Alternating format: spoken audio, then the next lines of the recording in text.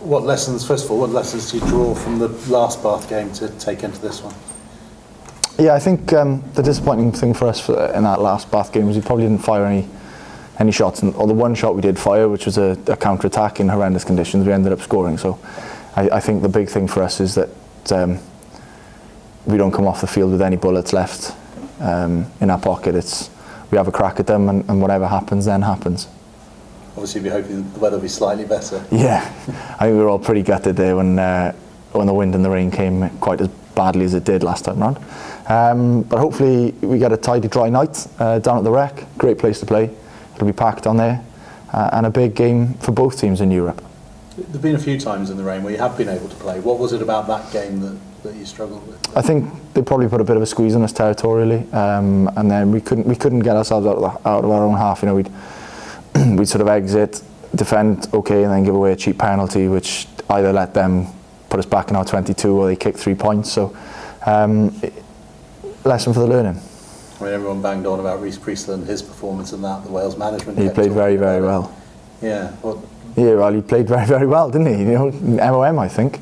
So no, he went very well on the night. He used a lot of his local knowledge from his years down at Parc y Scarlets, and played very, very well. What did you take out of that performance? Did you think maybe you should have done something differently, or? I mean, it was quite difficult. We couldn't really get a foothold in the game. So as much as, you know, you can say we've got to exit and we've got to do this and that, but unless you're able to get a bit of foothold in the game, you're going to struggle. You know, and that's a lesson we took on the chin as a team. Did we try and play too much on the night? I don't think we tried to play enough, truth be told. I don't think we fired any shots, and that was a big lesson for me. On the back of the last 3 games, do you feel you're in reasonably good shape as a squad? Yeah, it hasn't been the prettiest at times, but equally we don't need to have our A game, or we didn't need to have our A game at that point in the season. Obviously we need to be somewhere close to our A game now, because this is, to all intents and purposes, business end of the season. You know, we lose on Friday, and we make it very, very difficult for ourselves, and we leave ourselves at the mercy of other results. So it'll be nice to have had a tidy week's prep actually leading into it, because you know, it's hard work playing 3 games in 10 days. You don't really get much time to recover. You don't get much time to get any combinations, to have some real good training time on the field, because everybody's so shattered from the game before. You've got to just get through what you need to get through on your one training day, have your team run that's, you know, relatively short and sharp, and then you're playing. So yeah, we're in all right shape, but hopefully we'll be in better shape come 7:30, 8 o'clock Friday night. Just how do you assess the state of play in the group? Because obviously after the first 2 games it looks as though you'd have a huge struggle to qualify, and now you look at the table and you sort of think, well, we're right in the mix, aren't we? And like, there's another 3 teams that are right in the mix, and they'll all fancy their chances, and we'll all fancy our chances rather, leading into this round. And I think this becomes a very pivotal weekend in the makeup of the group, doesn't it? You know, some teams will be able to get a jump on the other 2, or 2 teams potentially be able to get a jump on one of the others. So it's all very exciting. But this is why Europe is great, is that it all goes down to these last 2 weekends normally, and these are the games that the boys want to be involved in. Taking a bit to get back into that mix, hasn't it? Yeah, but you know, we've got enough firepower we had enough confidence that we had the right amount of firepower to be able to do it, and you know, we left it a bit late out here at Parc y Scarlets against Treviso. You know, I think we all thought job done after 20 minutes, and we scored 3 tries.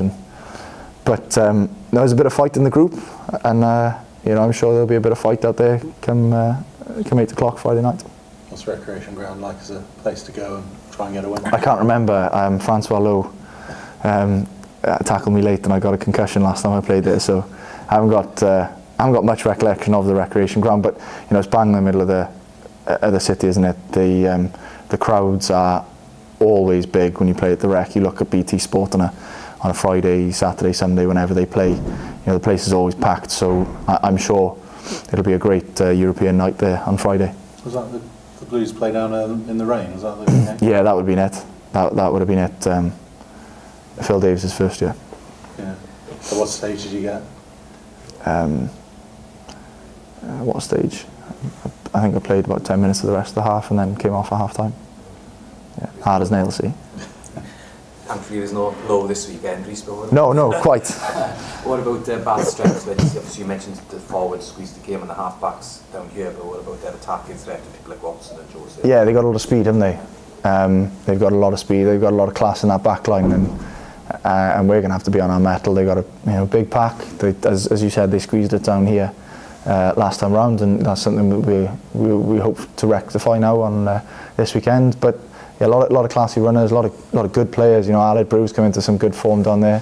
Banahan's old campaigner. You know what you're going to get with him. Very good performer. Watson in the back three, Rocketaguni. You know, the list sort of carrying on, doesn't it? So it'll be a good test. You know, Freddie Burns and Priest at 10, two classy operators, and Chris Cook and Canfoot to lead. No, I'm just resting, just listening to the team. I haven't done any meeting. No, I'm joking. You know, they're just full of very good operators, and whoever they put on the field. I know they lost a few on the bounce and managed to sneak a win. Didn't sneak a win. They was quite comfortable in the end against Worcester on the weekend. So a lot of talent out there. You mentioned you've seen glimpses of the best of the Scarlets this year, but do you still feel you're still hit your stride compared to where you were, I suppose, at the back end of last season? Yeah, I know, but everybody says this, but nobody's playing their A game right now. No. You know, as long as you keep accumulating enough points that come the end of the season, come the business end of the season, you're thereabouts, and then you can put your A game together. Are we as good as we were tail end of last year? Some of our work is just as good, some of our work is better, and some of it's not quite as good. So, you know, it's about trying to put more and more of that together for more and more periods of the game, and it'll come. You know, the boys are very confident. We're going all right. The squad is in okay shape in terms of fitness. So, you know, we'll be firing some shots on Friday night, I'm sure. I know you enjoy back in a 15 jersey. There's a lot of running there. There's a lot of running there. Goodness me. I think you forget just how much running's to be done at 15. But it was okay. It was a difficult game to get into, I found, first half. We managed to squeeze a few turnovers in the second half and got my hands on the ball and whatever. But you know, the coaches asked me to do a job. Hopefully I did it to an acceptable standard as far as they're concerned.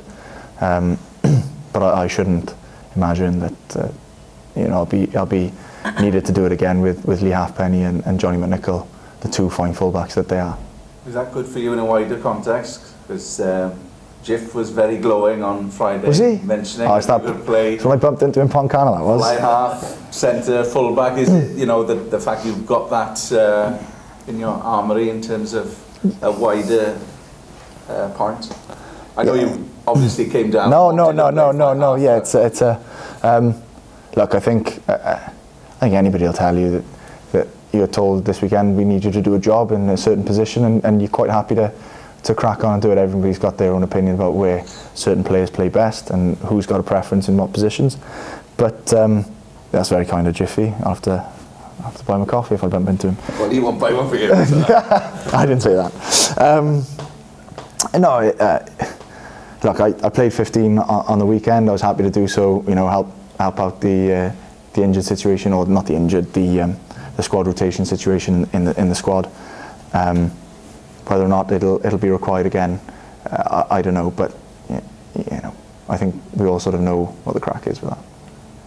This is the first time we've all spoken since you signed a new contract. Yep. Was that an easy decision to make? Yeah, you know, yeah, mental offers. No, I'm joking. Yeah, I think once I sort of knew what the crack was with Steve and Wayne and where they were going to be, I was pretty keen. You know, I enjoy working with Steve. It's demanding because he's a very demanding coach, which is great because it means the boys are always learning. You know, it's a great environment down here. We play a good brand of rugby. Play a brand of rugby that I think is the right way to play. You know, a lot of other factors in terms of, you know, comfortable down here, the way the boys are, the way we interact, the culture we've got, you know, is the Scarlets had an awful lot of positives that I was very keen to stay on if the Scarlets wanted me. Obviously, you know, you've been playing really well over the last 2 years. That's very kind. Bit of an obvious question, really, but you know, do you feel you I know obviously you're playing 10 more years than you were in Cardiff, but what aspects of your game do you think you've really improved on? I think it's just becoming a bit more consistent in the way that I go about things, in the way that it's quite difficult when you play 2 or 3 weeks in one position, and then all of a sudden you go and play another position for a week, and then you go shift. It's very difficult to get that consistency of knowing absolutely what that role is about and what you've got to be and what you've got to deliver every weekend. So I think that's been the biggest help to me in terms of being able to string some games together in the same position. And obviously the way that Steve is, he sees the game, makes it very, very simple. And I don't think anybody leaves a team meeting thinking, I'm not quite sure what we're doing this week. It's, shows a couple of clips, goes, this is what we're going to do this weekend. And there's a real collective buy-in for that. Obviously there's a lot of competition for the Welsh 10 shirt. You had a bit of a run out against, you knew it was coming, didn't you? You got a bit of a run out against South Africa. Given Wales are trying to play, they're on record saying they're trying to play more expansive, you like a running game. Do you think that's going to help you when it comes to selection? I think they'll pick what they want to pick. Yeah. And whoever's in, so all I can worry about is I put a tidy performance out this weekend, I have a good week's prep, I put a tidy performance out the next weekend, I have a good week's prep, and that continues for as long as I'm required to play, and whatever happens after that, happens after that. You just got to be busy getting better, and as long as I'm constantly looking, how can I get better down here, whether or not you get picked for a national squad, it isn't irrelevant because everybody wants to play for a national squad, but that only happens, the outcome is if I get the process right on a weekly basis, not 2 weeks on the bounce, not 3 weeks on the bounce, if I get it right every week for the last however many weeks or however many months. So I can't answer your question because all I can worry about is being as good as I can be, or trying to be as good as I can be. And if the outcome doesn't match the intention, then the outcome doesn't match the intention. But as long as I have the intention to be better this week, then that's all I can really concern myself with. I'm sorry, I haven't answered your question at all. Rhys, has Steve given you any tips on winning big European games and stuff? We haven't really talked. He's very excited, and you can see the way that he's animated in meetings and on the training field. I'm sure there'll be a bit of a tap on the shoulder sometime during the week just to be like, look, this is the crack.